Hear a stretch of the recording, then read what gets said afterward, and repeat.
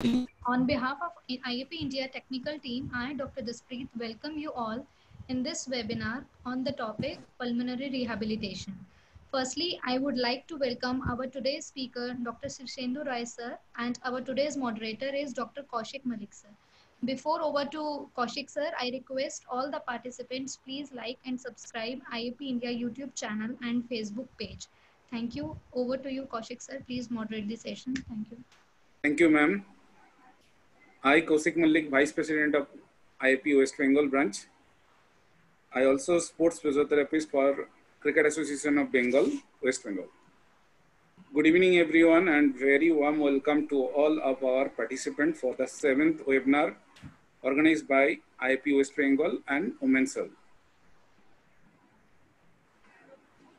For the webinar Pulmonary Rehabilitation Scope of Practice by Dr. Srishendu Roy. Taking the advantage of technology, IAP West Bengal State Branch proudly organized 6th webinars. We are happy to inform you all that our 4th and 6th webinar are most popular video in IAP Facebook page. Views 1.4K and 1.7K respectively. We get a great opportunity to learn through webinar series. I would like to thank IAP President Dr. Sanjeev Jha, Secretary Dr. Anna Malai sir, Treasurer and Women's Cell Head Ruchi Vasni ma'am, and entire CEC team for the provide us for the platform. Also thanks to Jaspreet ma'am and whole technical team for their great support. Let me welcome our organizer, Dr. Kaushik De, IAP West Bengal Branch President. Please have a word with us, Kaushik De.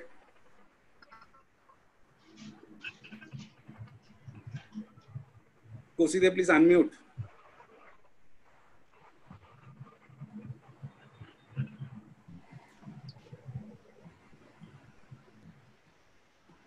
Kaushik De sir, please unmute yourself.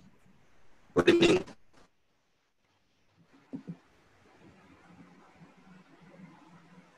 Good evening all. I welcome our today's resource person. I welcome our Honorable National President, Professor Sunil Jha sir. I welcome our National Treasurer, Dr. Ruchi Vasni madam. I welcome Dr. I welcome all the esteemed members of West Bengal. I welcome all the viewers today. I am thankful to Dr. Kaushik Malik, our Vice President. I am thankful to our technical team and all the CEC. And I wish all the best. Thank you, Kaushik De. Now I would like to call Dr. Arindam Seth, our State Secretary. Please have a word with us. Very good evening to all. I cordially welcome all the viewers of this webinar and cordially welcome our resource person, Dr. Srishendu Roy. He is one of the eminent cardiopulmonary physiotherapists in West Bengal.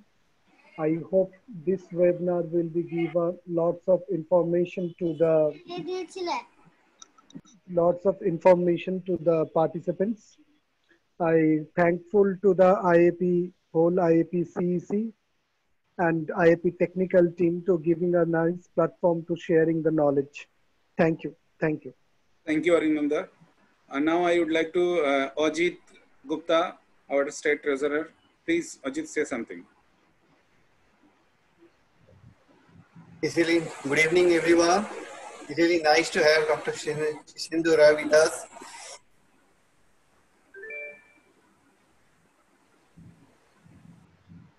Over his subject. I know everyone will going to learn much and have a better career option in pulmonary rehab. Thank you. Now our EC member Indranil Ghosh, please say something.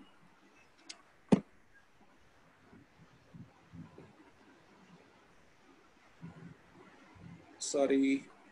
Okay, now I would like to call Sonali ma'am, Sonali Sengupta, Women's Cell Joint Coordinator.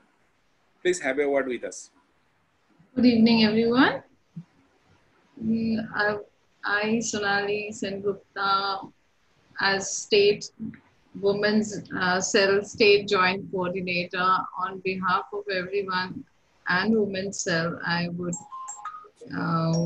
welcome Dr. Shivshendu Roy, the resource person, and welcome everybody, participants, and thanks to President Dr. Mr. Jha and Vice Women's Cell Head Ruchi Ma'am for conducting this webinar, helping us to conduct this webinar. Thank you. Thank you, ma'am. Now I would like to call Dr. Suvendu Jana, our EC member. Please introduce our speaker, Shivshendu Roy. Suvendu, please have a word. Good evening, everyone. It's a nice evening. Shivshendu, hi Shivshendu. At first, I am thanking all the central IIP member giving us that such a nice opportunity we get. Shivshendu is our junior, but he have vast knowledge on cardiopulmonary rehab. He have gained that knowledge doing ICU, doing cardiopulmonary physiotherapy in a renowned hospital situated in Calcutta. He is very experienced person in consulting cardiopulmonary rehab. He have done 3 hands-on workshops on cardiopulmonary rehab in Kolkata and also in Guwahati. He appeared twice as external examiner on final exam of MPT student. It's doing in Bangalore and also in Guwahati. Shivshendu, up to you now. You can start your webinar. We are hungry for knowledge that we are getting from you, and we are very eager to do that because everything is now to another situation after the COVID-19 situation arrived all over in the world. So up to you. Thank you. Thank you, Suvendu. Participant, please, I want to inform one thing more. If you have any question during the session, please put in the chat box, and you can put question I will give a Google link in the chat box. Then you can post session also, you can ask to our speaker.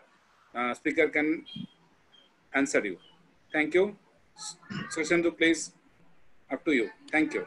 Yeah, thanks a lot. Am I audible? Yes, you are audible. Good evening to all my seniors, to IIP delegates, and all the effort taken to bring this online platform of continued education in our field. I am glad to get this platform as, am I audible again? Sorry. Yes, sir, you are audible. So please turn on your video. Turn on. Okay, after that.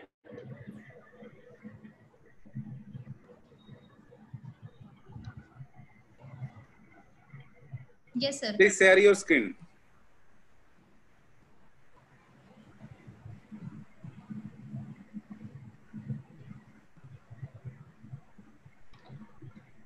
Yeah.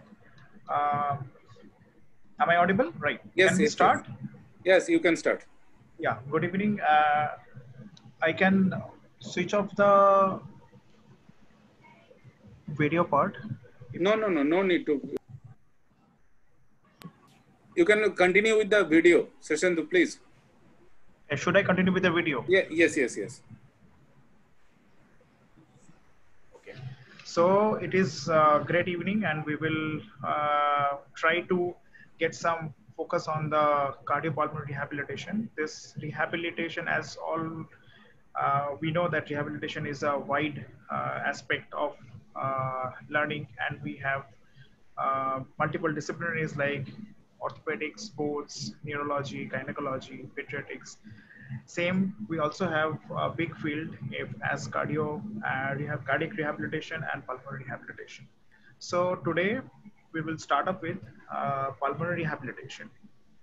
Fine. Pulmonary rehabilitation is a big term which basically have started from uh, the concept of chest physiotherapy. But we everybody know what is chest physiotherapy. We know that this chest physiotherapy is a uh, wide field of practice where we usually help the patient to get their mucus out of the lungs.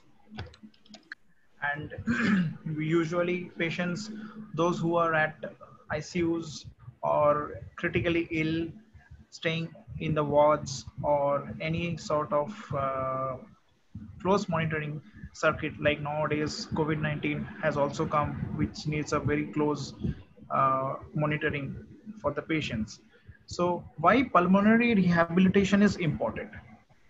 I have already displayed some definitions that everybody, I think so, can go through and read up. Uh, but I will not read this. I will try to explain more on it. And to start, before we start, let me tell you, like, as we are getting just 1.5 hours to complete our session, and as it is a online platform, and technically maybe we all are not that sound, so questions, there are many doubts and questions comes up, which is very tough to answer. So I have created a Google form where you can put up your name and contact details, maybe email IDs, and yes, email IDs, and put up your doubts. Kaushik sir will definitely put up that doubt link, and you guys can access that and send me the doubts, whatever doubts we have. So let us start. In chest physiotherapy, we have got multiple maneuvers. Like we have percussion, then vibration, shaking, that basically comes under postural drainage, and we have multiple uh, positions for that, and we try to mobilize the mucus peripherally to the central terminus and gradually try to bring it up. But along with postural drainage, we have active cycle of ACBT, then we have autogenic drainage and other huffing cuffing techniques, etc. But with time, chest physiotherapy have kept uh, growing after multiple researches, and uh, a time has come by 1990s throughout the globe that chest physiotherapy has become mandatory, and it is basically dealing with the life. Because I would like to tell you a background. Whenever our patients are unable to bring out the mucus in cases like LRTI, that is lower respiratory tract infection, then followed by any sort of COPD like bronchitis, chronic bronchitis, or in the patients like asthma or any respiratory disease that can be both as obstructive as well as restrictive, where patient is gradually losing their capability to bring out the mucus from the lower and middle zone of the lung to the to bring it out and throw it. So in that case, the infection is continuously growing, as mucus is always leading to an infection. So after that, usually patients are getting dependent on external oxygen, then followed by we have to give non-invasive ventilations like BiPAP, CPAP. We have got a dosage for that. Followed by that, if my ABG reports are still not up to the mark to uh, let the patient respire by its own, then we'll have to again go for further uh, ventilatory process like intubations. Hence, my patient is in ventilator, and again, we are unable. See, medicine or drug therapy definitely has got a very huge role in managing the respiratory infection part. But as we all know, like in orthopedics or neurology or sports, and in every each and every field, medicines do their own part, and rehabilitation keeps a very big part to bring the patient's normal physiology. Because medicine will definitely kill up all your infections, but a time will come where after prolonged infection, our general pathology, physiology doesn't respond back. That time we need rehabilitation. So hereafter, a new stream came up called respiratory therapists. They are usually dealing. We have got a very big confusion in our day-to-day life, like what exactly is the difference between pulmonary rehab specialist and a respiratory therapist. This has become a very commonly asked question from my patients as well as from many clinical doctors. Like they want to know like what is the exact difference between, like cardiac rehabilitation people know, like fine, from the day zero, from we have got a protocol to follow so that heart after being operated for any sort of complications or syndromes has got a detailed protocol for treating and getting the normal physiology back. But in pulmonary, we have got multiple uh, devices or multiple equipments that usually is dependent. Like if we start from spirometer, then oxygen therapy. We have oxygen therapy starting from 1 liter, 2 liter, 3 liter, 4 liter, up to 5 liter. Then high flow oxygen, definitely above 5 liter, up to 10 liters, 12 liters we can provide. But after a certain point of time, we can see the patient's respiratory system is still not under control, and we are seeing a gradual deterioration in the partial pressure of oxygen in ABG report, arterial blood gas analysis, where we can see that any report which is below 85 uh, in PO2, that means my patient is gradually losing the capability of holding oxygen in the blood, that is in the hemoglobin, and as a result the patient is landing up with respiratory distress. So there we have to find out like is the only oxygen that is lacking or carbon dioxide which is shooting up. So based on that we have CPAP and BiPAP machines based on the ABG report analysis. Fine. So the question what has been asked like a couple of decades back, like what is the difference between a pulmonary rehab specialist, the person same as he is also working in the ICUs to rehabilitate and get back the normal endurance of the respiratory system for a patient, and as well as a respiratory therapist. Like we know that there are multiple respiratory therapy courses, like they have BSc as well as MSc. Am I audible? Yes, yes. So we know that there are BSc and MSc respiratory therapy courses. So in the respiratory therapy courses, they usually deal with all sort of assessment that definitely as a pulmonary rehab specialist we also do. And along with that, they usually deals with the respiratory medical equipments, like how to connect them circuit wise and how to let the patient get the optimum amount of ventilation for healing the respiratory lag. Maybe uh, whatever sort of disease that might be obstructive or restrictive, whatever that is. Fine. So then respiratory therapists also decide the dosage of oxygen along with the medical team. Here comes the importance of pulmonary rehab specialist that they usually make an assessment of the ventilatory status, muscular status like respiratory muscles. We have primary respiratory muscles, then secondary respiratory muscles. Then we also deal with a huge field, that is biomechanics, the movement of our rib cage, that is um, how the lung is expanding.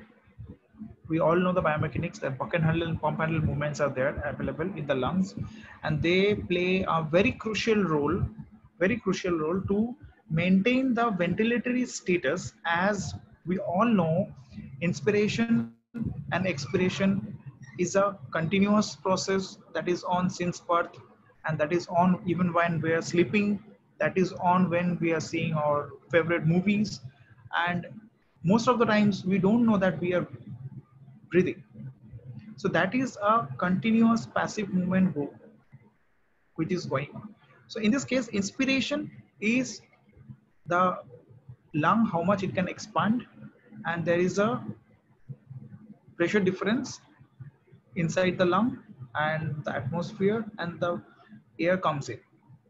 And expiration is a process where the air goes out. So this is the ventilatory program of our respiratory system, which gets assessed by pulmonary rehab specialist. So as of now, I have talked about why pulmonary rehab specialist is important. And after completing the assessment of muscular state of the respiratory muscles, as well as the ventilatory status, we have to make a program like how we have to meet the lack of oxygen or the carbon dioxide levels of our lung, so that we can bring back the normal ventilatory status of my patient. So once the patient is in oxygen, the role of a pulmonary rehab specialist is to bring the patient's dependency of the oxygen as less as possible.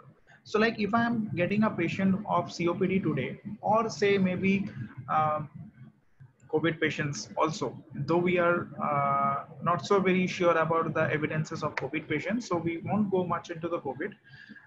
Maybe into the patients with COPD, a patient is having a oxygen dependency of 5 liters per minute, maybe for 18 hours a day, and rest of the days maybe 2 hours, 2 liters of oxygen. So in that case, a pulmonary rehab specialist will always have a target, like how my patient can manage to have 3 liters of oxygen for the whole day, and gradually we can make it 1 liter. And along with that, we have to get the normal ADL. Like usually all the respiratory patients are very comfortable sitting at their own chairs or bed, and they will say that, okay, fine, sir, I don't have any sort of respiratory distress. But whenever we will ask the patient that please get down off your bed or get down off your chair and walk a 100-meter or maybe 100 steps.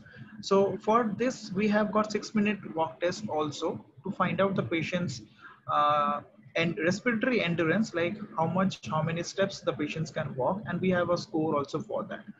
So based on that, we can analyze, fine, the patient is very stable from its ventilatory point of view in a static posture. But whenever we are putting the patient in a dynamic posture, we are usually saying it the patient is unable to meet the oxygen demand, and gradually the patient is landing up to breathlessness.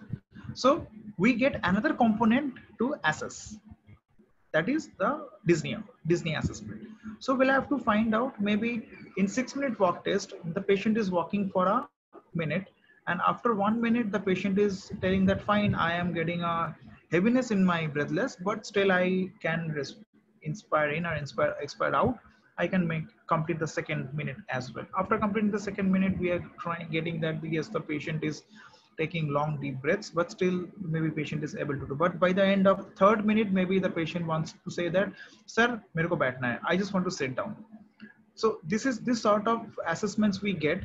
So in oxygen patients, like if my patient is in oxygen, so we'll have to make assessment of their 6-minute walk test followed by, this is how the respiratory assessment goes on. And as I discussed, this is the exclusive part, like how to bring the patient back to its normal ADL, so that the patient is able to do all sort of activities, maybe at home or going to his office or doing whatever activities he or she into, is the job of a pulmonary rehab specialist. So we will we have seen there are two definitions which I have provided.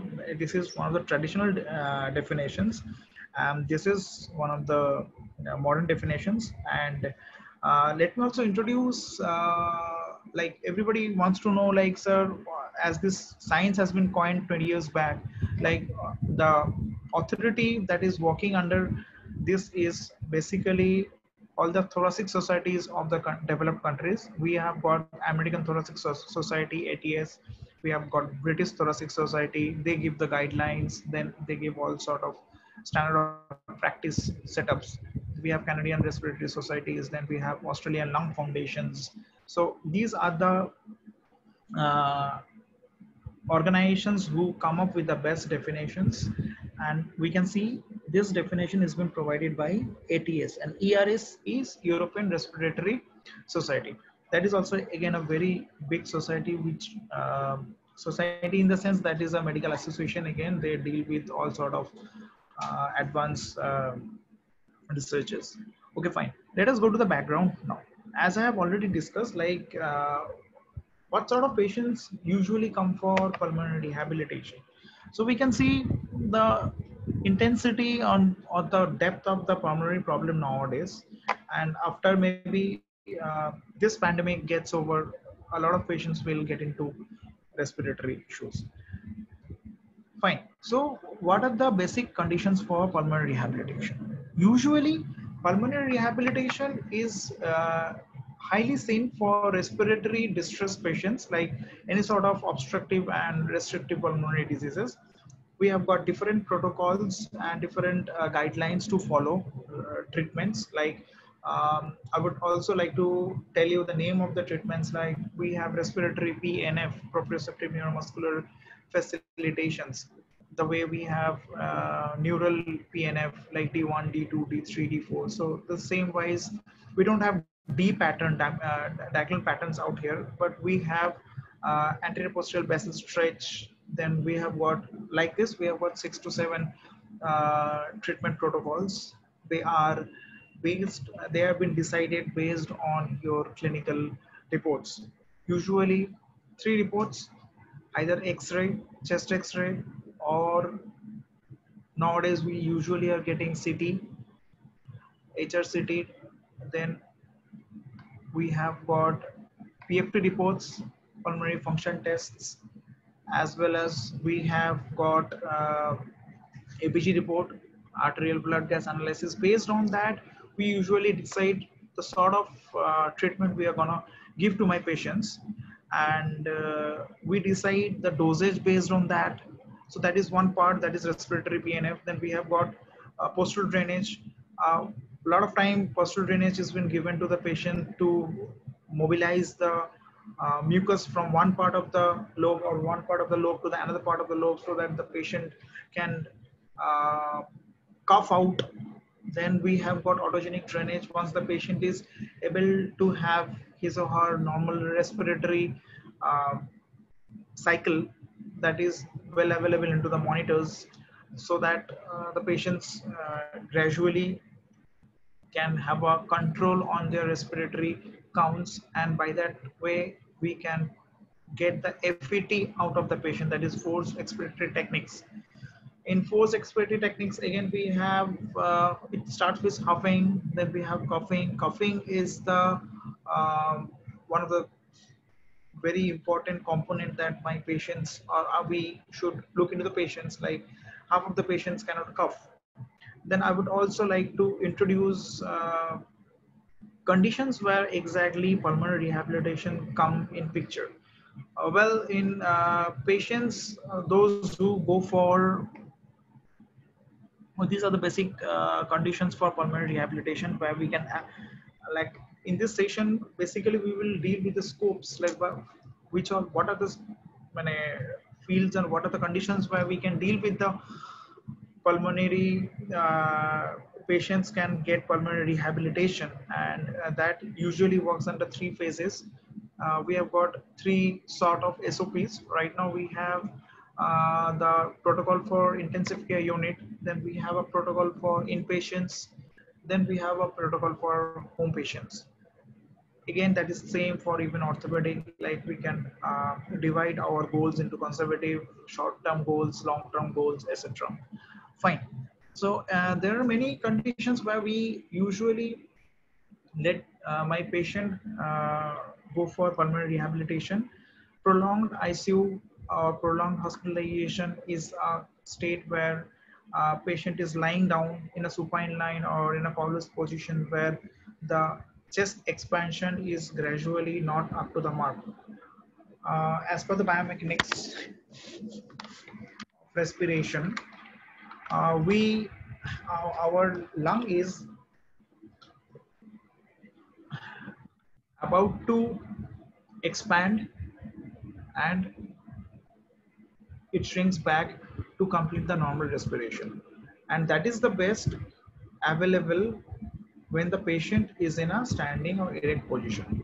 But whenever our patients are in lying down position, we have seen that the rate of expansion in the patients gradually reduces. As the rate of expansion reduces, the ventilatory status of the lung also reduces, and as a result, the mucus mobilization or secretion mobilization gradually reduces. And in the lower lobes or in the gravity pulling lobes, the infections the mucus gradually start to accumulate, and from there we usually get a LRTI. That is a silent LRTI that comes up with, but usually that is seen when the patient is having a infection. And the first line of infection is fever. So whenever a patient is having a fever, post fever, after administration of paracetamols or any sort of infection, antibiotics that has been provided by the medical team, after that we can see the patient starts coughing, and usually patients keep complaining that yes, I am coughing but I'm unable to bring out the cough. So any sort of prolonged hospitalization, my pulmonary rehabilitation can come in picture based on the inpatient protocols.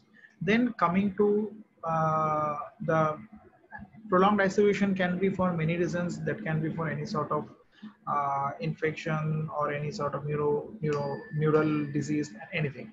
Fine. And after that, there's a huge scope of pulmonary rehabilitation, that is in any sort of thoracic or abdominal surgeries.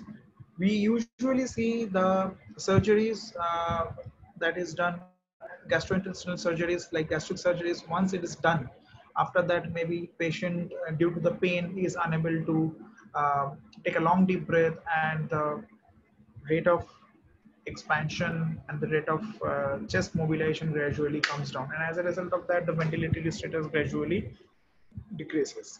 So in that sort of patient, we have got also protocols like, prior to the OTs, we have got our protocols like deep breathing or spirometers or any sort of autogenic drainage that we can teach our patients, or active cycle of breathing techniques that we can teach the patients. Because whenever we visit our patients after any post gastric surgeries, the patients are in great pain. So as the pain is so high, we go and when we start assessing our chest, and we know that maybe percussion can help my patient a lot to mobilize the mucus from one zone to another zone. But as there is an incision in the gastric region, patients usually don't allow or usually don't tolerate the vibration that comes out of postural drainage, and the patients usually go into more higher sort of pain, and there is a information to the medical team that post rehab session, the patient's pain has been increased and there is a psychiatric issue as well, like fine, in that case we cannot. So for that we have framed a protocol which usually will come in picture prior to the operation, so that prior to the surgery, so that we can have the patients and we can teach them before the incision come into the picture, that how exactly you're supposed to breathe in, breathe out, like how you can mobilize your mucus within the lungs, so that you don't allow the mucus to get accumulated in the lower part of your lower lobes of your lung, and as a result we can usually manage the coughing process, and by that we can bring out the infection. This is in the this is a scope into the gastric surgeries. Then we also have great scopes into the thoracic surgeries, like maybe any sort of lobe replacement or any sort of such OTs. Then we have also again a very important scope, that is the main uh, hub of pulmonary rehabilitation, that is in the ICU patients. Usually the ICU patient is a victim of pain, any sort of pain, like maybe whatever the patient we get into the into the in wards or inpatient normal general wards. If the condition aggravates, the medical team refers the patient for ICU care, so that a closed circuit monitoring can be done.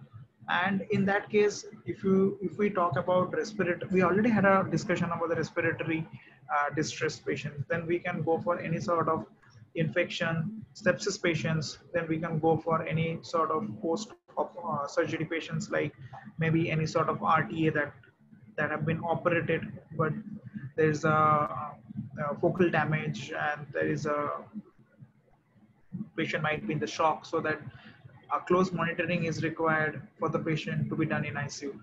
So right at that point also the ICU, we have got a huge role in that.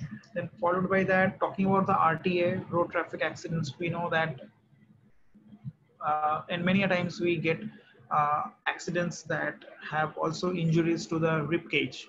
So here comes a very challenging part of our profession. Like once we have a patient of rib cage, and there is we cannot do any uh, manual therapy or any manual treatment for the patient, because pain intensity threshold will be extremely high for those kind of patients. So we have got protocols like SCBT can be started, but again a patient if keeps doing deep breathings for getting the normal ventilation, then also the patient can land up to any sort of pneumonia. Then again, coming to any sort of neurological patient, they are like maybe post CVA patients. Usually they get admitted for acute stroke care. Patients get admitted to the ICUs, the neuro ICUs especially, and where we know that the GCS scale is very low, sensorium is very low, and maybe the patient is unable to move his or her limbs, and definitely out of pain, whatever central nervous issues the patients are having. Based on that, the patient will go for a focal pains, and that will lead to a shallow breathing. Again, that shallow breathing after a gradual point of time will lead to infections, pneumonia into the patient. We have got a huge scale of pneumonia management into a pulmonary rehabilitation, like any sort of pneumonia or hospital acquired pneumonia. We also have ventilator acquired pneumonia. So infection management is very important. So then we have got patients like respiratory failure patients. Respiratory failure usually happens because of two major reasons. One, post-stroke, it can happen due to uh, brain is not functioning, and as a result the respiratory centers are unable to function based on the need of the oxygen in the hemoglobin throughout the whole body by the lungs, from instructed from the central nervous system. That is one very important point. And maybe the respiratory failure usually comes when the ventilatory status like oxygen perfusion usually reduces, and continuous patient provide support of oxygen or BiPAP to the lung can also lead to respiratory failure. So there are two sort of respiratory failures, type 1 and type 2, where we have got again a huge scale of management in the respiratory failure. The partial patient do survive with partial failures for a long span of time. Like we have patients with partial failure, like post ventilator, usually we see the lungs capacity have reduced by almost 20%, 30% lungs capacity reduced. So total lung function will be up to 70%. And usually this sort of complications come in more fatal or high risk zone whenever we have a obese or a heavy patient, usually, because that is again a very huge part of assessment. Like if my patient is overweight or the abdomen is very heavy, bulky, then we have our diaphragm that is always in a dome position, and it keeps moving up and down for the respiration to happen. And whenever we have a heavy abdomen, usually there is a high intensity of abdominal pressure, and that keeps pushing the diaphragm up to the both the lungs. And as a result, the lungs cannot expand properly. And after a span of time, they gradually develops the respiratory distress. Followed by that, after a span of time, when the distress gets accommodated by the respiratory centers of the brain, my patient will lead to respiratory failure. That is not a complete failure again. We usually land up to partial failures. So the partial failures, usually patient does all sort of ADL at home, maybe going to office is also possible, but the problem comes with the change of weather. Like we know in India, the October, November, December, January will be cold. Then again, we'll have a climate that is very hot. Then again, we'll have a climate that will be rainy, and there will be too much of moisture in the major cities of our country. So we can see that the change of weather is not get accommodated because the reaction, that is when we take the oxygen from the atmosphere and we try to segregate the oxygen, and it reacts with the hemoglobin and becomes an oxyhemoglobin, and hemoglobin with 4 oxygens go to the blood and it gets distributed to the whole body, and the carbon dioxide comes out. This process usually slows down. As a result of that, the respiratory distress becomes a very continuous and consistent for my patient in partial failure. That can be both, either for type 1 respiratory failure or type 2. Like that will depend based on your ABG reports and PFT reports. Fine. This is a big part where we have got patients in community also needs a big scale of pulmonary rehabilitation to manage with their respiratory distresses.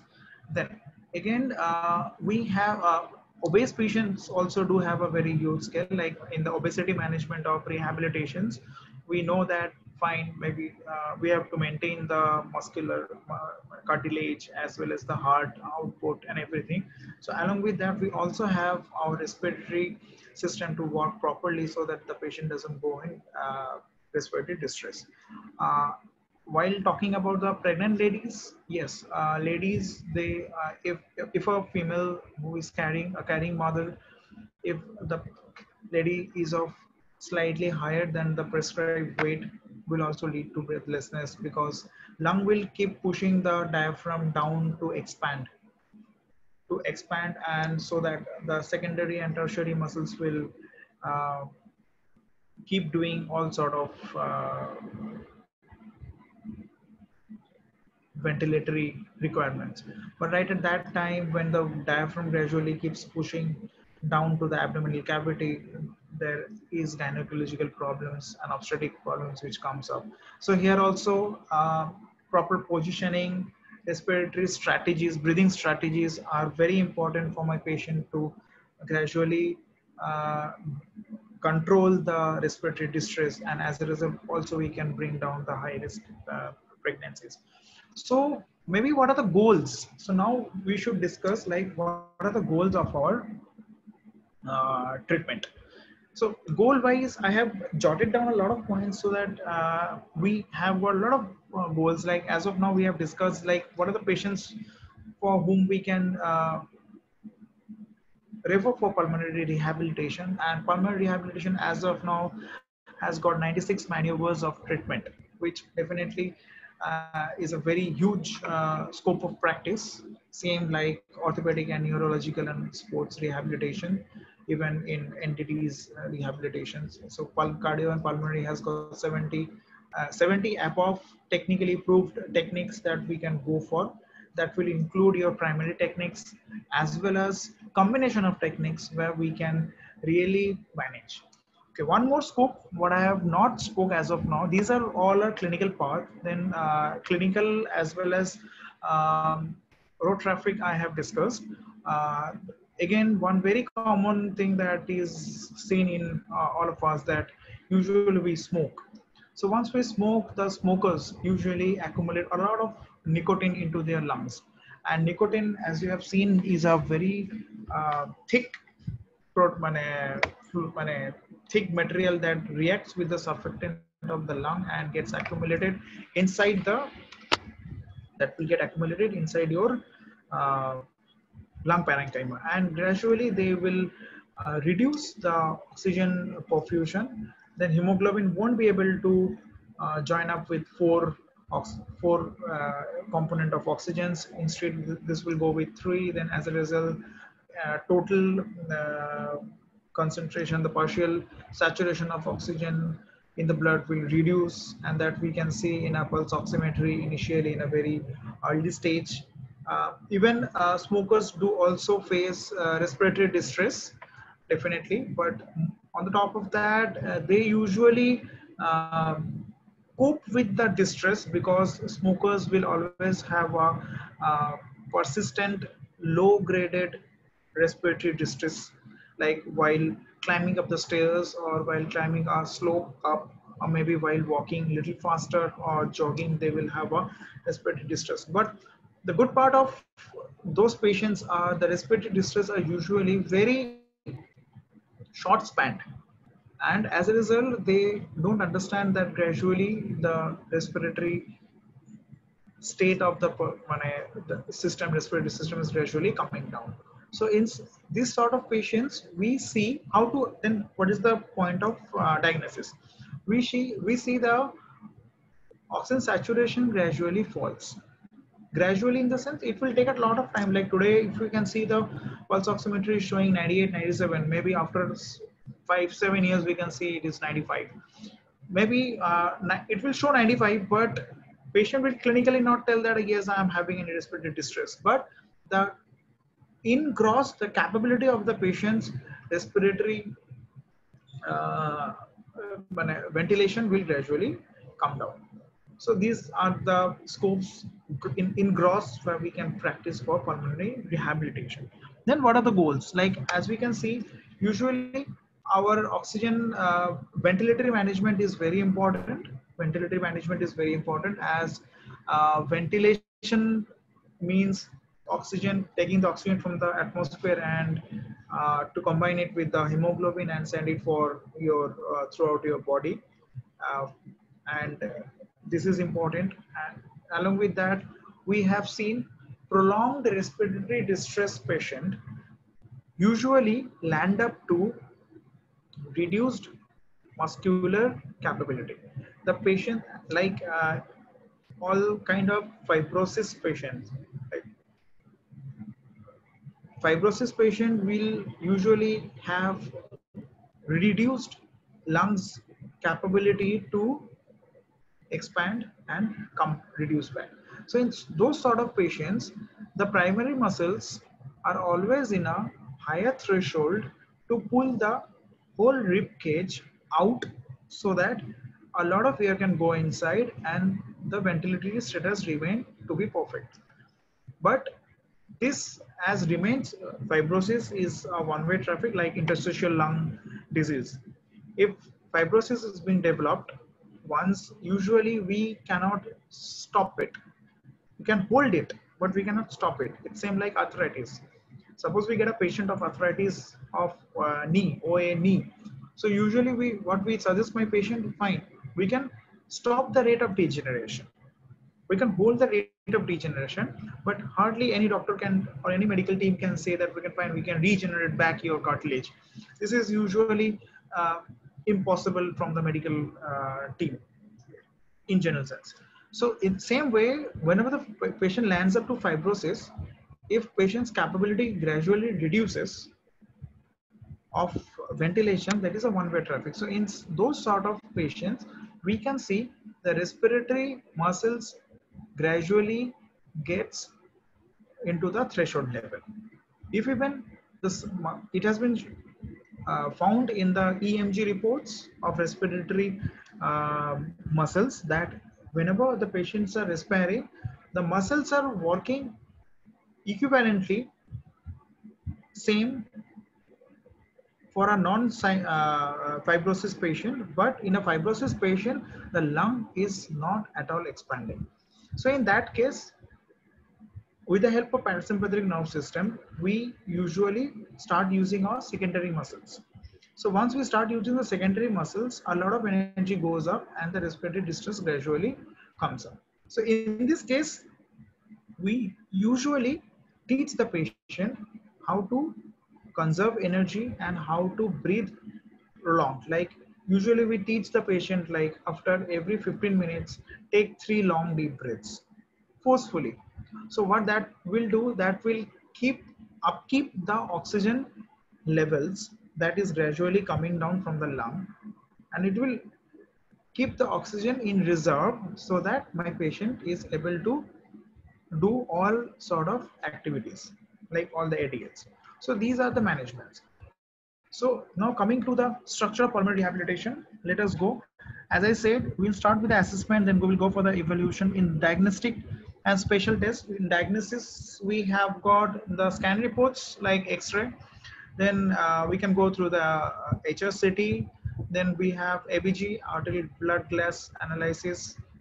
Then we have got pulmonary function tests. Then we have got all the blood reports to find out the rate of infection. Then we have got prognosis, diagnosis, management. As I said, with the scopes, I have already discussed a bit of the management, like what should be the aim, what should be the goal of the management, then we follow up. Then we have got the assessment. I have listed up a lot of assessments where we can start off with the dyspnea management. Definitely in the respiratory patients or any other patient, we deal with patients' pain. Pain management is as one of the very important thing, but in the respiratory or pulmonary rehabilitation, we have to deal with the dyspnea, because dyspnea is something which psychologically affects my patient. And my patient always keeps saying that, sir, mera saas phul raha hai, and I'm always taking long deep breaths to maintain my oxygen levels of the body. And gradually it becomes a habit. And with the habit, the patient gets distressed. Then we have got all the clinical assessment, therapeutic assessments, and we have got detailed analysis of each and every assessments and how to evaluate the patient. Fine. Then we have got diagnostic special tests. As I said, all the special tests, we have got certain points where we find out the rate of disease, where how serious my patient is based on the chest X-ray. Like in chest X-ray, we see the congestions, how much whichever part is congested, where exactly which lobe needs percussion, which lobe needs our postal drainage. Based on the chest X-ray, we again can go for like which position my patient should go. Then PFT, based on the PFT, we can already decide and discuss the amount of dynamic stability of my patient, like how many steps a patient, like if I have a patient of moderate asthma, which will get diagnosed from this PFT, moderate asthma, and my patient's saturation levels are just 90, or maybe when in the crisis, the patient saturation level comes down to 84, 85, but in normal stage, my patient is 90. And if my patient is of normal build, then I can always say my patient, you should not walk more than 150 steps at a time. So whenever my patient goes for the 160 steps or 170 steps while maybe going to the dining hall or drawing hall or going to the toilets, etc., post 150 steps, my patient will start having complications. So we can make a protocol based on the chest x-ray and the PFT. Like I'm telling all this thing because we can what is the importance of PFT, why I have jotted down in the diagnostic and spatial tests, so that we can discuss with my patient, fine, 150 steps or maybe 2.5 minutes you can do. 2.5 minutes you can walk. After that, definitely you will be needing minimum 3 minutes of static position. That is sit down. That is sit down, or maybe you can lie down as well, but sitting down is important. But not only sit down, you will be needing total 7 to 10 times of deep breathings. Like we have to ask my patient to go for a deep breathing for 10 times, so that the oxygen which has got used up by the muscles while doing the ADL activities, like my patient is walking for 2.5 minutes or 150 steps, for example, then again we have to fill the oxygen and we have to put oxygen in the reserve. It's same like refilling our fuel tanks of my car. Like maybe I have to travel 400 kilometers, so I have, after completing 300 kilometers, I can see my fuel tank is already blinking, so I have to refill my fuel. So this is how PFT is important to bring my patient into ADL. Then coming to ABG, as I said multiple times, I have said arterial blood gas analysis. Here we can see the partial pressure of oxygen and partial pressure of carbon dioxide and the acidic level of the blood. These are the three components highly required. Along with that, we have got sodium, potassium, which is highly important, but clinically they are very important. But therapeutically, or to design the rehab program, we basically need two very important components. That is, one, partial pressure of oxygen. Like if my partial pressure of oxygen with 3 liters of oxygen support is, say, suppose 92, then we'll have to see the PFT reports, like how much my patient reversibility factors are. So based on that, again, we can calculate the patient, how many steps the patient can walk. Like if even the patient is going to office, so we'll have to make a plan, like you're getting out of your home and reaching to your car sitting. So maybe that will be within 150 to 200 steps. Sitting into the car, again, you'll have to be into the enclosed circuit. Then getting into the office. This is the way ABG is important in community-based rehabilitation, but ABG is highly important for determining whether my patient needs acute respiratory support or not. Like whether my patient needs oxygen support, whether my patient needs BiPAP support, whether my patient needs CPAP supports, whether my patient needs ventilatory supports. If even the ventilation patient is under ventilator, then we'll have to decide which mode my patient should go, whether they should go with pressure support, whether they should go with volume control, and how much should my patient's FiO2 should be. Like if with maybe 5 liters of liquid oxygen with pressure support mode, my patient is able to maintain 92, 93, or maybe somewhere above 90, then we can say that fine. In FiO2, the FiO2 column of my ventilator can be within 60. So 60% FiO2 gets up, my patient is able to be stable. So again, why ABG is important? ABG is important in winning the patient. Winning is W-E-A-N-I-N-G, winning. Like a point we have to decide when to reduce the support in ventilator, like volume control with FiO2 80%. My patient is in highest ventilatory support. So agar we have to reduce the FiO2 from 80% to 40%, then again we have to understand the interpretation of ABG reports. Based on the ABG reports and doing a pilot study, like if we are reducing the FiO2 by 20% from 80, then maybe we are keeping somewhere at around 60, FiO2 16. We would have to observe the respiratory status. If the patient is not having any labored breathing, or the patient will have to keep communicating, even though there is a tube going from the mouth to the lung or up to the upper respiratory tract, so that the air can be reached, can be sent to the both the lungs. Still we have to keep communicating in the sign language to the patient, like are you feeling any sort of respiratory distress, or are you feeling any sort of dyspnea. We'll have to show them that chart, like it's same like VAS, visual analog scale. We'll have to make it like 0 is no respiratory distress and 10 is extremely high respiratory distress. Then we have to keep it marked 0, 1, 2, 3, 4, 5, 6, 7, 8, 9, 10. And we'll have to ask the patient like how much it is. 6. Previously it was 5, so now it is 6. That means my patient is unable to tolerate the weaning. That means I cannot reduce the oxygen support. So again, we have got support option, like from the volume control, maybe we'll give the pressure support mode. In the pressure support mode, we'll increase the FiO2 up to around 85%. So again, we have to observe if my patient is able to tolerate. If my patient is able to tolerate PS mode, that is pressure support, then gradually we'll send the patient into arterial blood gas analysis. And if patient is clinical stable, like if the sodium levels and the potassium levels are fine and patient is able to move their limbs, maybe the basic ankle toe movement or knee flexion, or any sort of elbow flexions and wrist and holding is fine, sensorium is fine, GCS is fine, then we can send the patient for further weaning. That is your TPs.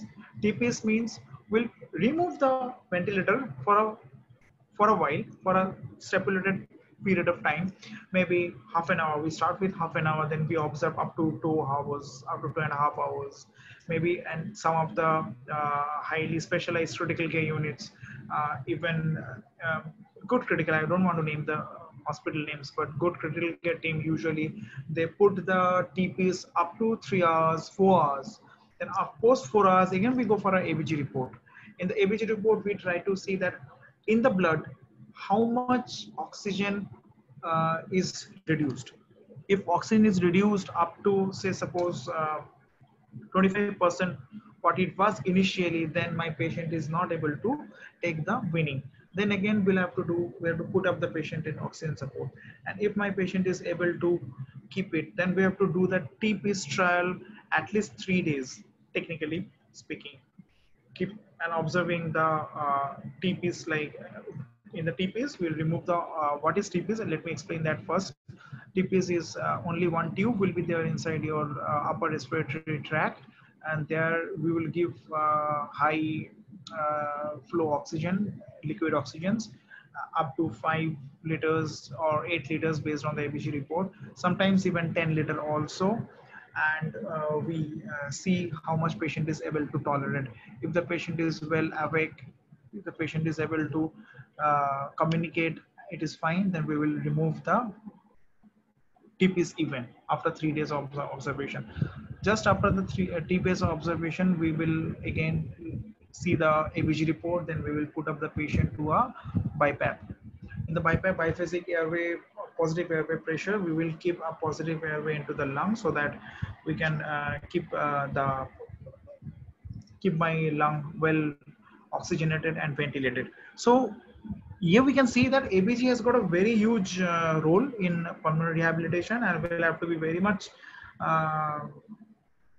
well with the ABG report analysis, which is important. Now coming to GHT, and I will not go much into ABG because ABG itself is a very huge topic, and I have just kept the name just to know why it is important.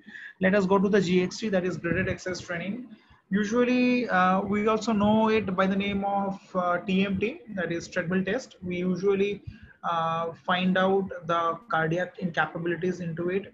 because the running ECG says us like what are the blocks, or when the patient is in high stress level, how heart is performing. There is a cardiac part, but pulmonary part is also very important. We see the distress levels. Gradually, when we increase the speed in the treadmill, then patient's saturation gets recorded in the machine. And again, whenever we are increasing the speed, along with that, when we increase the angle of inclination, then we see the saturation again, how much it is falling. If it is below 80 at the time, then even we do the test with oxygen support, with oxygen, how much they are doing. So it has got a very important role in GST. It's a very advanced training. It's an advanced assessment for training the patient to go for ADL. And that is again important because we have to know what is the patient's capability, how much my patient is able to perform if we are keeping the patient out of our monitoring. Well, then we can see the oxygen saturation, that is well discussed. Then CBC complete blood report. Then this will basically deal with your infections what my patients are having.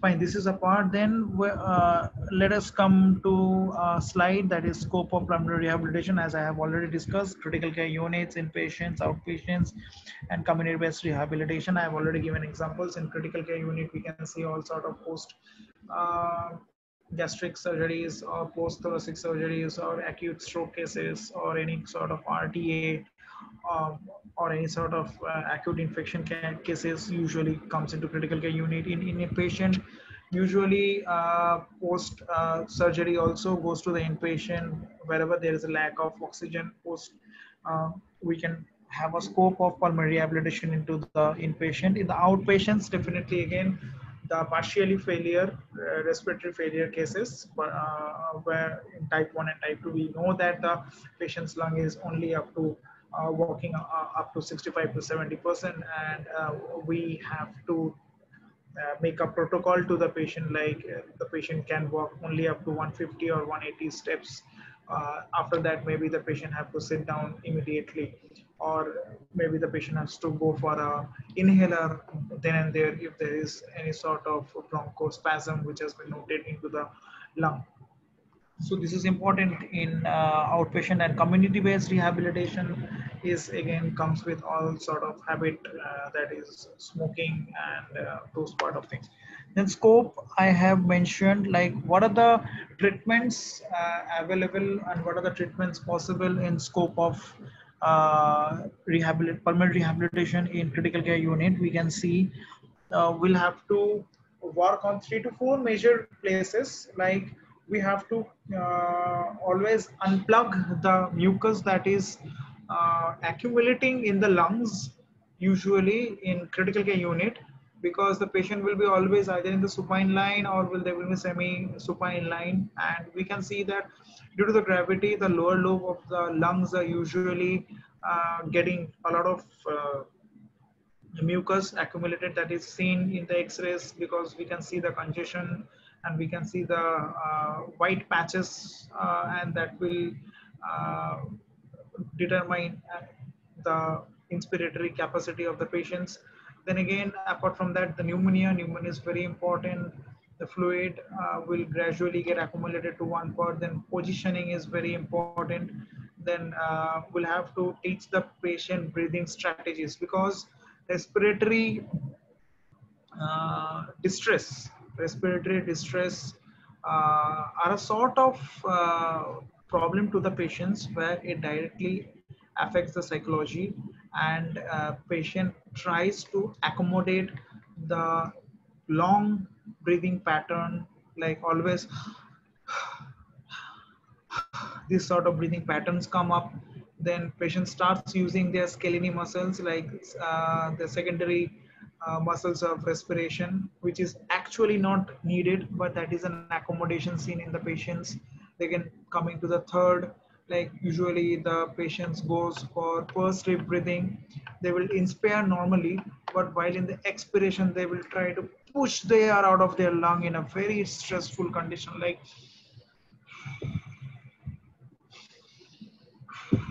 so. This is the way my patients will have they will alter their biomechanics of respiration, which is again a very challenging part for the pulmonary rehab specialist. As the breathing strategy will change, so we'll have to teach the patient the breathing strategy. Like definitely our patient cannot be conscious to each and every breathe in a minute. Like in a minute my patient is breathing 18 to 20 times, but I cannot ask my patient 20 times you take breath ins. No, that will gradually lead to again fatigue, fatigue. Respiratory muscle will get fatigued, and that will lead to again reduced lung expansion, which will lead to again problems. So these are the things we then there are protocols, like after every half an hour you have to keep doing some sort of deep breathing. Then there is a huge part that is inspiratory muscle training. In the respiratory patients in critical care unit, usually we see that our patients are unable to inspire. They are unable to inspire. And as a result of that, we are providing all sort of supports, oxygen, say oxygen, this BiPAP, CPAP, ventilator, everything. But what happens, the patient tries to get dependent on the support, whatever we give. Like even today, I'm giving my patient 20 liters of, maybe 2 liters of oxygen. Maybe a old lady, say suppose around 60 years, 65 years old of old lady, and the old lady is unable to respire. So she finds that fine, taking oxygen, she is feeling good, and she stops the breathless, breathing pattern, retraining the breathing pattern or breathing strategy. There, the patient gets accommodated, and maybe down the line after 3 days or 72 hours, we see that 2 liters of oxygen is not doing. So here, medical team gets panicked. Like, fine, 3 days back my patient was doing good in 2 liters of oxygen, but today it is 3 liter or maybe 4 liter. This is basically the condition is not deteriorating. The patient is getting accommodated with the support. Patient is getting accommodated with the external support what is given in the ICU, and that is basically maybe in such sort of patients we can see all our clinical reports, like blood reports are coming fine. Gradually they are developing, fevers have been not been coming. Patient has got back his appetite, patient is eating, patient is aware of the urination or motion or stool passing, everything the patient is aware. Maybe in the scan reports also we can see there are mild improvement, though scan reports never show any magical changes in ICU patient. Still we can find out, like we can see 5 to 10% of changes into the scan reports. But practically when you assess the patient, we see that the patient is unable to manage his or her condition. Like the 65 years of old lady, she's unable to manage in 2 liters of oxygen, and we are providing 3 liters or 4 liters. Then the whole medical team is panicked. That is usually the main scope of a pulmonary rehab specialist. The patient's body subconsciously is accommodating the support, and as a result we have patient is losing its ability to breathe in more strategically, and the support needs to be increased. So in this case, inspiratory muscle training is very important from the day zero. Day zero, whenever I have been referred to my patient, like fine, say in this ICU bed number 4 is having this complication.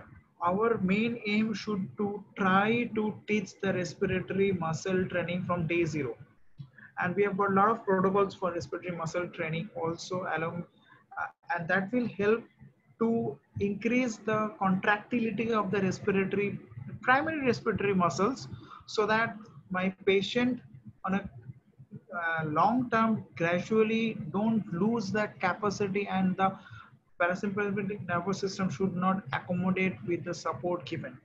Because if the patient gets accommodated with the support given, that becomes a prolonged support or prolonged oxygen dependency or support dependency in specifically old age patients. This is seen specifically in the old age patients. So this is also very important part that we have to focus.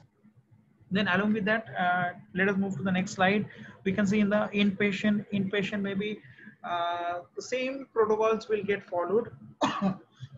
Sorry, but in a lower or in a protocol or in a standard practice which is not that important, that critical, same in scope of practice in the inpatients, then we'll go for outpatients. We have got protocols, then we have got community based rehabilitation. Now we should come to a point where we should know what are the benefits.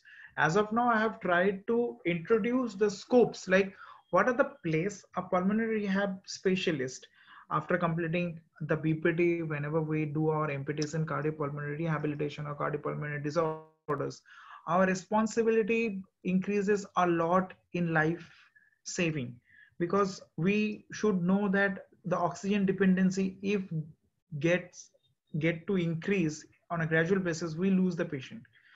And every single minute is important in the ICU, or maybe while treating, as we say in the medical ethics, keeping aside those. So what are the benefits? So benefit wise, I've also jotted down a lot of points, like all the aims or goals what we have made earlier will tell us the benefits. Fine.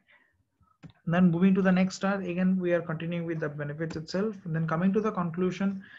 These are the conclusion not been made by me, but definitely these are the conclusion made by all the thoracic societies, like American Thoracic Society, British Thoracic Society, Canadian Thoracic Societies, European Respiratory Society, Australian Lung Foundations. Even our India is also have a respiratory wing that is under ICMR, Indian Council of Medical Researchers, under the Ministry of Health and Family Welfare in Delhi. So they also take a lot of research and data from the rehab specialist. Even I also have a prolonged data for ventilatory patients in 720 patients. So they are the wing, they give the conclusion. As you can read the conclusion, pulmonary rehabilitation is one of the very important and indispensable part of medical team, which usually is the team is incomplete if there is no pulmonary rehabilitation. But as far as 2020 is concerned, as of now, we have got nothing to lose, because maybe pulmonary rehabilitation is an advanced part of chest physiotherapy.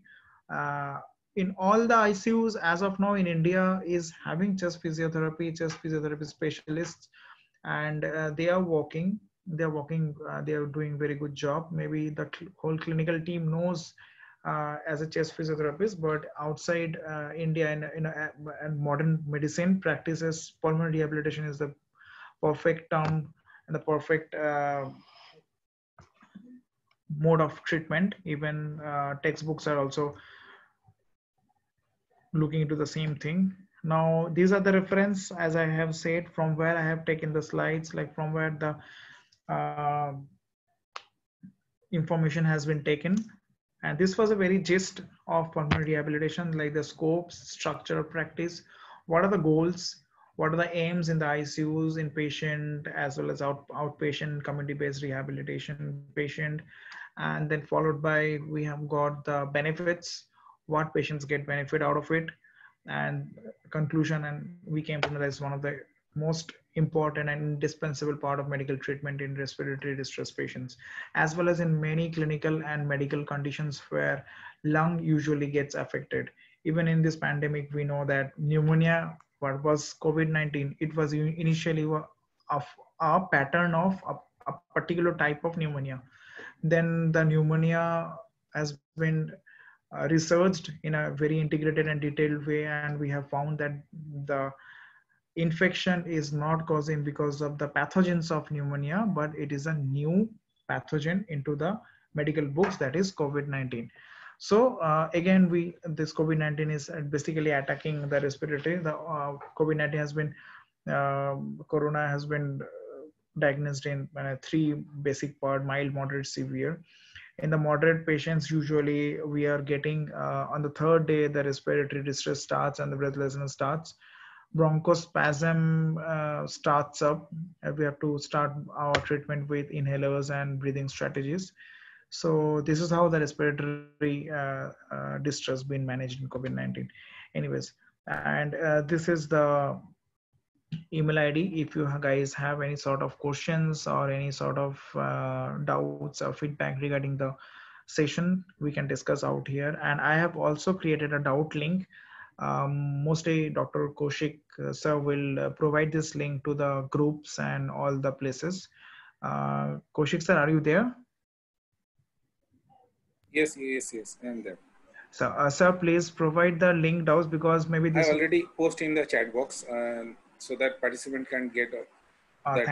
And yeah. I will post in Facebook page also and YouTube page also. Definitely, sir. Definitely, because as I can see, like maybe this sort of online platform learning is very, very good. Like we can stay in touch, we can know the latest updates, but I find it is very tough to communicate with the participants. Like once participants' doubts are not being cleared, definitely that is not a good part for me, even as a resource person. So I've created a link there. You have got, you guys can click on it, click on the link, and you will find today's name of the topic, like pulmonary rehabilitation scope of practices, where my name will be there, my same email ID is there. And along with that, you have to post your name. Like I should know, like, who are you first. That you should go with your name, and you can give your contact details. You can give your email IDs or phone numbers in case if it is okay. Then I have made 3 columns of doubt 1, doubt 2, and doubt 3. There are 3 doubts you can put up. Then you can also put up your remarks, like any sort of, maybe any new thing you want to know, or maybe this is a very new subject also to Eastern India. It is not a new subject in South India, or maybe in the western part of our country. Because maybe Masters of Physical Therapy, MPT cardiopulmonary is a very ongoing course out there. But in the Eastern region, we are, again, maybe we are not lacking, but maybe the awareness is very important out here.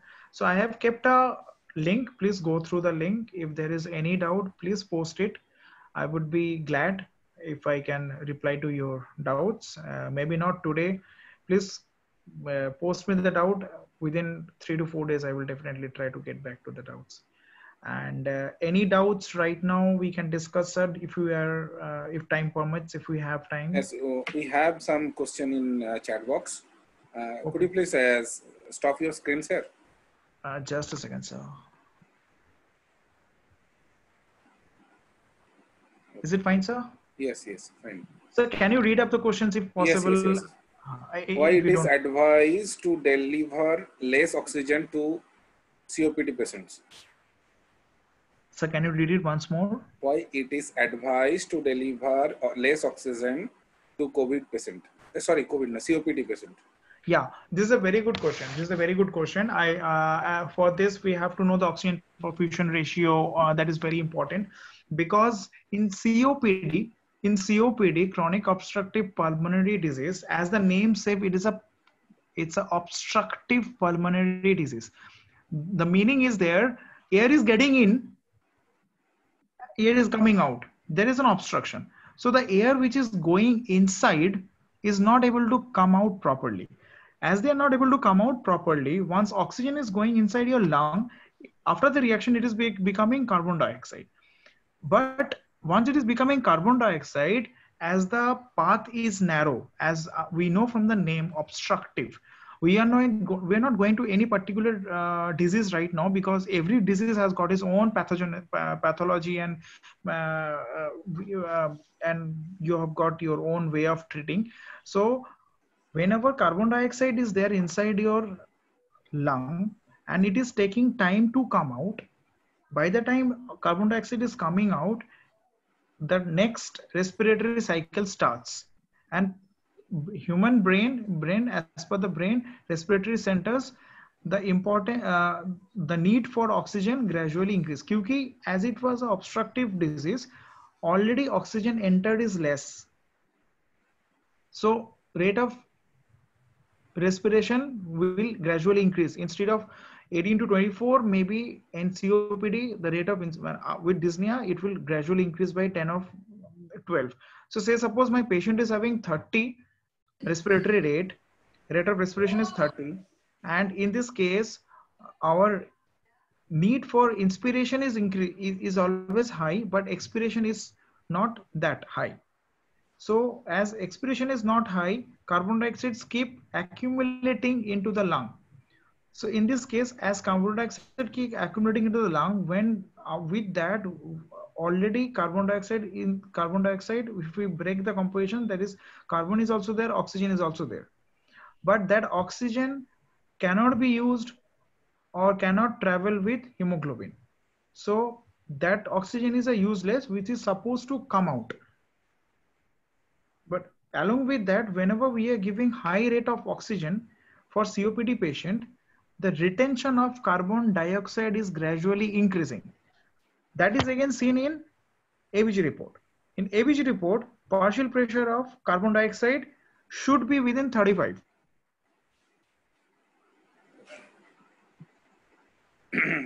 Okay. Can we can we take the next question? Usually in the COPD patients, we see that gradually increases.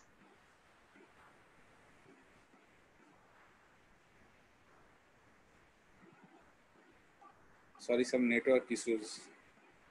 Is to 50 to 55, then the oxygen of carbon dioxide also there into the lung, but that is not helpful. So in that case, we teach the patient to breathe out as much as possible, because inspiration will keep happening. Expiration is a tough job for the COPD patient. So rate of oxygen given is reduced. On the other side, we should give BiPAP. With BiPAP, we give less amount of oxygen in a pressure. If you have already seen any patient getting BiPAP, there is a mask, face mask. Okay, and that will be getting connected with a tube, and the tube will get connected with a machine, a small machine, maybe rectangular, sometimes square. A small machine is there, and we have got dosage for that also. Like we have got highest dosage up to 20 by 18, 20 by 12, and that will gradually get reduced up to 12 by 8. So these are the rate of the pressure, what is required, oxygen required. So in that case, oxygen amount will be less, and by force we will put the oxygen inside, and that will again create a vacuum, and that will bring back all your carbon dioxide from your lung. So BiPAP and CPAP, these are usually machines used to reduce the CO2 retention in your lung. Instead, we give less O2 support. Is it clear? Yes, yes. Next question. What is GXT? GXT is graded exercise training. Fine. GST is a graded exercise training, and that is a diagnostic test. In normal, we can also say that there is a treadmill test, because in India, half of the places we are doing treadmill test, where we will put the patient into a treadmill. Well, in a stipulated speed, the patient will start walking, and in advanced TMT machine, we'll have saturation port connected, then ECG wires being connected. We see two things. With the increase of the speed of walking, and like we also calculate the ATP, like if a patient of say suppose 5'5" height with say suppose 70 kilo of weight is walking at maybe 5 km/h for 3 minutes. So initial 3 minutes, then this much of ATP will be burnt. With that much of ATP, your heart's ECG pattern and lungs capability to keep supplying the oxygen from the atmosphere to the lungs, to the hemoglobin, and the whole blood circulating to the whole body. So this is a circuit which says the capability of lung as well. So that is the reason GST was there into the diagnostic or special tests. Next question. Yes, next question is, if someone has sleep apnea, Fine. Can he sleep in AC and all the time with without CPAP or BiPAP? Well, sleep apnea, everybody knows sleep apnea is a disease like when the patient goes for sleep, and due to the lack of oxygen, the patient's capability, the patient can't trip. So this is basically this question I will only answer after a sleep study. There is a test called sleep study. Sleep study is that there's a machine that will be again equipped with your oxygen saturations and pre and post blood reports. That is your partial pressure of carbon dioxide and oxygen is studied, and we see the sleep depth. And we all know there is a two phases, REM and non-REM phase of your sleep. In the deep sleep phase, the body hibernates. As our computer hibernates, our body hibernates. Maybe we don't understand even if in a deep sleep we don't understand even if a mosquito bites. So that means that even the central nervous system, autonomic nervous system, is also in hibernation, 40% hibernation mode.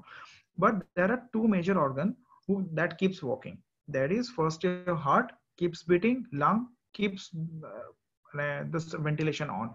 So in this case, if the central nervous system hibernates along with patients having COPD or restrictive pulmonary diseases, that is get diagnosed in the sleep study test. Based on the sleep study test, we tell the patient, some of the patients, they are all fine throughout the whole day. Even they can go for, say, suppose sports, they can go for volleyball playing, they can go for football playing, or they can travel any part. But while sleeping, they should sleep with 1 liter of oxygen. So this diagnosis, these treatment plans only come up with a sleep study. Am I clear? Yes, yes. Can we take the next question? Yes, yes. Could you please explain respiratory muscle strengthening exercise?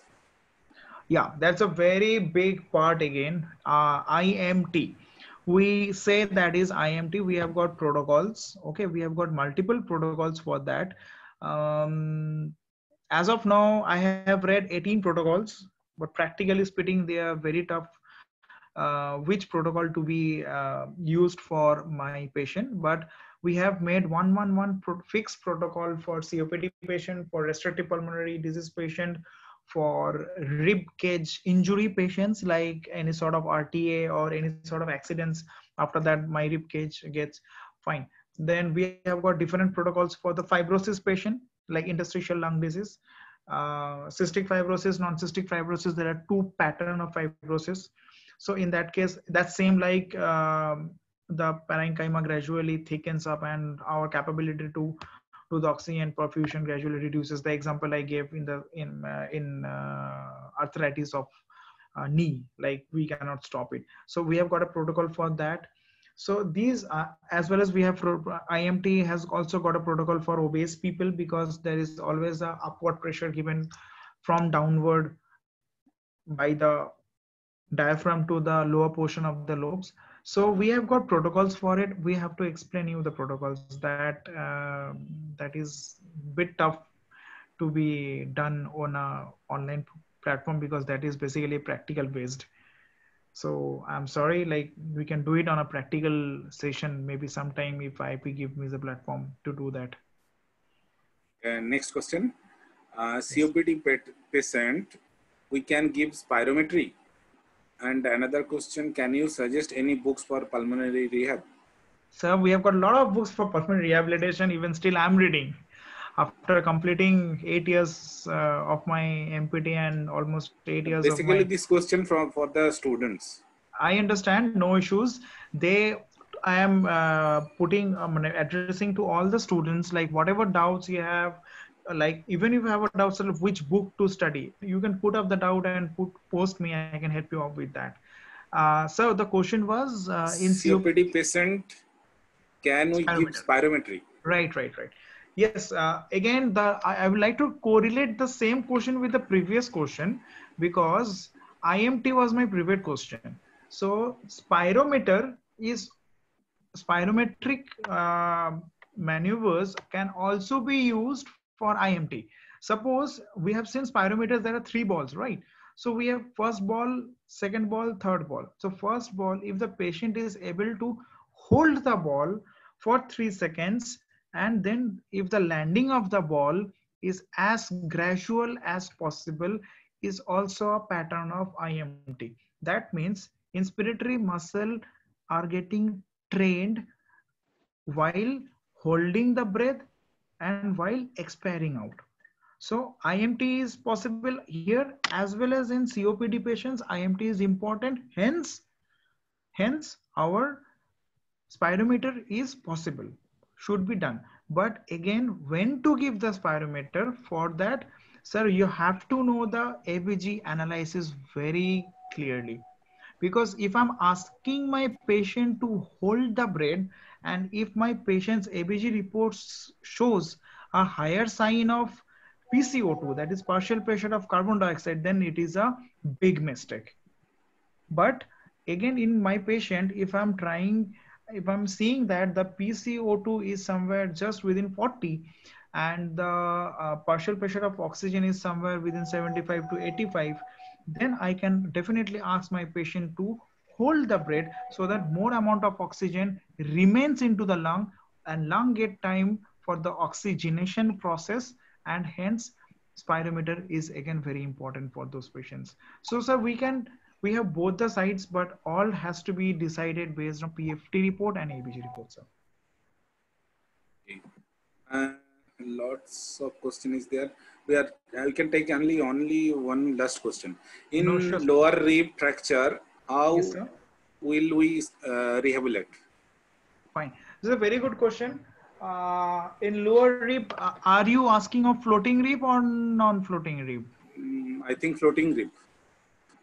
So if it is floating rib, need not to do anything, because hardly floating ribs does participate. It participates, but hardly the participation is very less in expansion of the thoracic cavity. But let me also answer for non-floating ribs, because they Yes, are yes. important. They are all joining to your sternum. From the vertebra, they are joining to the sternum, the whole course, that I'm not going to the anatomy physiology, that is totally up to everybody to study.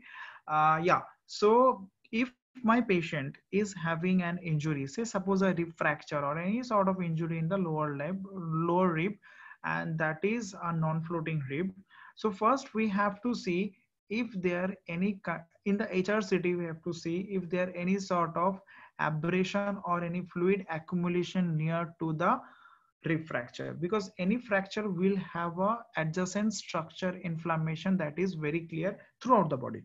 So if there is any sort of inflammation, then, and also we'll have to see the X-ray reports if there is an accumulation of fluid inside the lung in the lower part, as we are talking about the lower rib, and as lower zone is something which usually accumulates all sort of mucus and the waste products, even the nicotine, even the occupational dusts, occupational hazards, whatever this traffic police or industrial belt workers take or inhale, usually they go and accumulate in the lower zone of the lower lobes, lower part of your lung.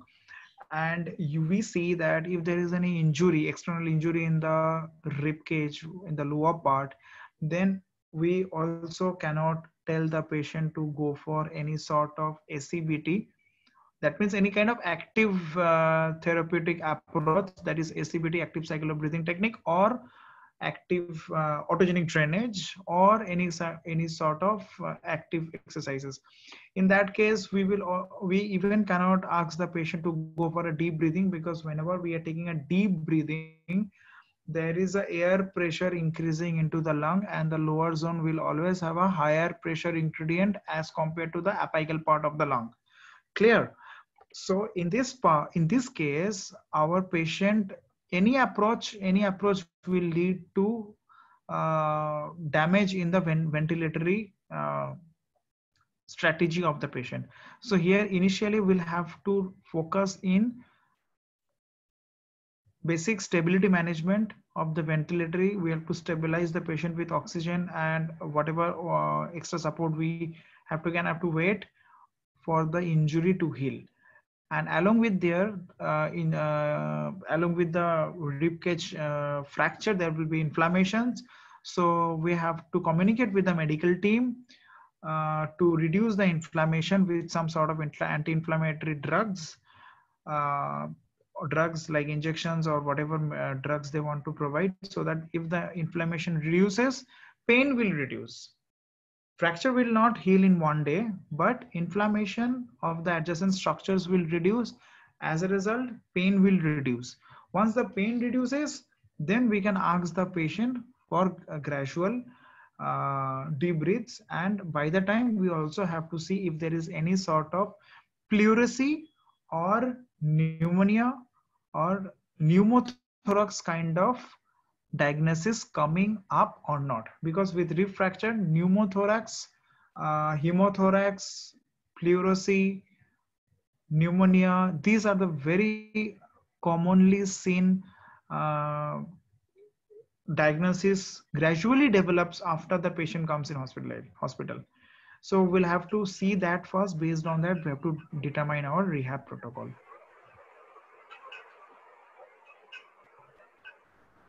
Thank you. Thank you. Thanks a lot. Okay. Rishi Raj, CC member. Yeah, right. Rishi, please unmute yourself and start your video, please.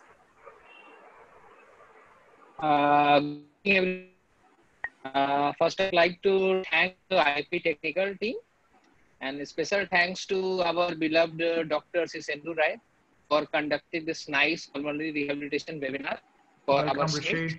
तो अभी का समय काफी खराब समय चल रहा है सभी की, और खासकर जो हॉस्पिटल्स में जो कोरोना पेशेंट्स भर्ती, और डॉक्टर सिंधु काफी अभी जितने आईपीडी के जितने कोरोना पेशेंट्स से काफी कोरोना पेशेंट्स देखे हैं, और उन्होंने पल्मोनरी रिहेबिलिटेशन काफी करवाया है. So special thanks to doctor Sindhu Rai for our COVID warrior.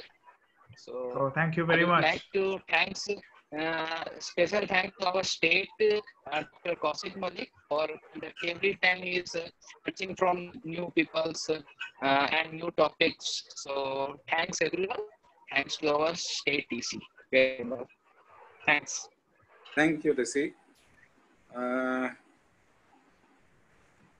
Just this is the closing series time. Okay. So before we close, can I add on something? Yes, please. And I would like to place my thanks and gratitude to each and every senior member of IIP to give me such a nice platform where we can share our daily clinical experience while performing our rehab program.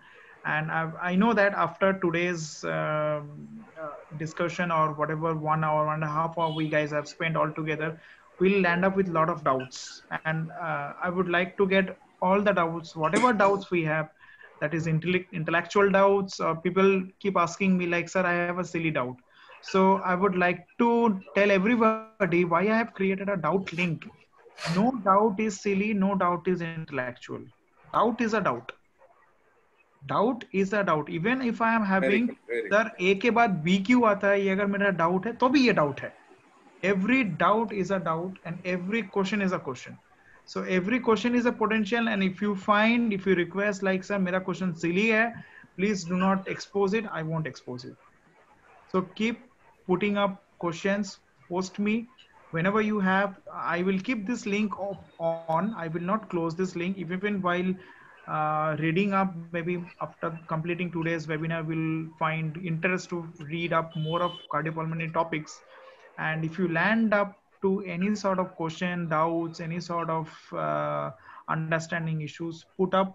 We'll keep you into the loop and we'll have a healthy discussion. And thanks a lot, sir. Thanks everybody. Thank you. For providing. Thank you.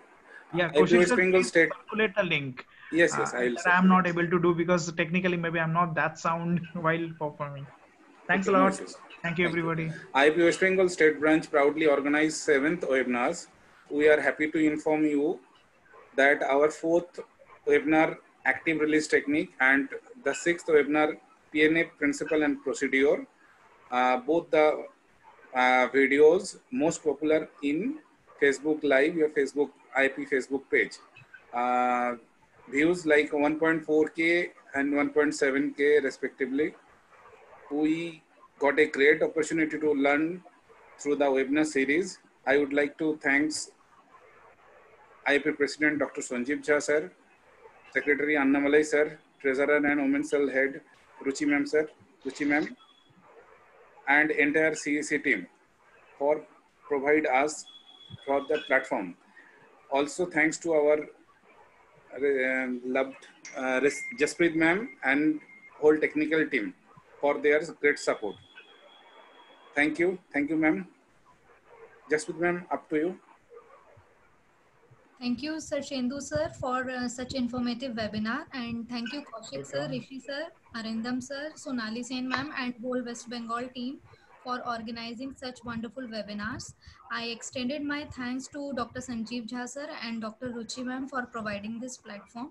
Again, I request to all the participants, please like and subscribe IAP India YouTube channel and Facebook page.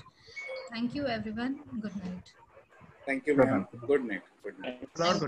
Thank you so much.